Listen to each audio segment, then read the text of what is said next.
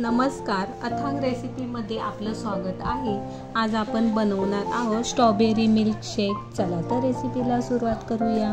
इथे मी महाबळेश्वरची अस्सल ताजी फ्रेश अशी लाल भडक स्ट्रॉबेरी साधारण पाव किलो घेतलेली आहे।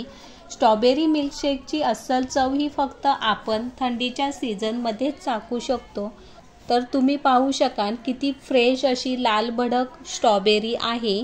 2 ग्लास मी मिल्कशेक बनवणार आहे, तर त्यानुसारच इथे मी दूध उकळून थंड करून घेतलेलं आहे।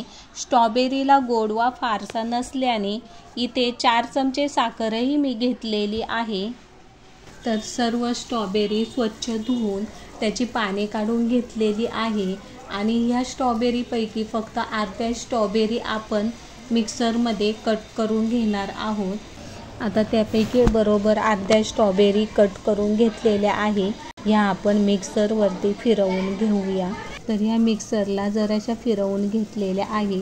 तुम्ही पाहू शकता किती छान अशा ताज्या स्ट्रॉबेरीचा पल्प काढलेला आहे। आता यामध्ये 4 चमचे घेतलेली साखर टाकूया आणि 2 ग्लास आपल्याला स्ट्रॉबेरी मिल्कशेक बनवायचा आहे, त्यानुसारच दूधही यामध्ये घालून घेऊया।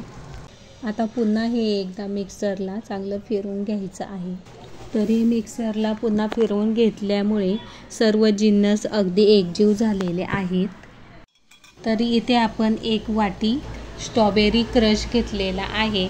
तर हा क्रश मी 4-5 स्ट्रॉबेरी कट करून 2 चमचे पाणी टाकून त्यात 1 चमचा साखर टाकून या गॅसवरती चांगलं 1-2 मिनिट गरम केल्या आणि त्यानंतर त्या स्ट्रॉबेरी मेल्ट झाल्याच्या नंतर हा क्रश तयार झाला।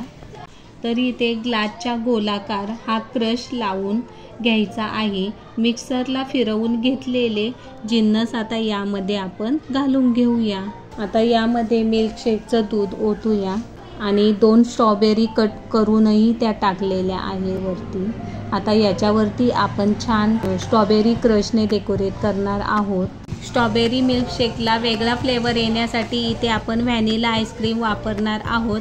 व्हॅनिला आईस्क्रीम पूर्णपणे ऑप्शनल आहे। आता यावरती आपण स्ट्रॉबेरी क्रश व स्ट्रॉबेरीचे कापही वापरणार आहोत। तर अशा प्रकारे थंडगार असे स्ट्रॉबेरी मिल्कशेक तयार आहे।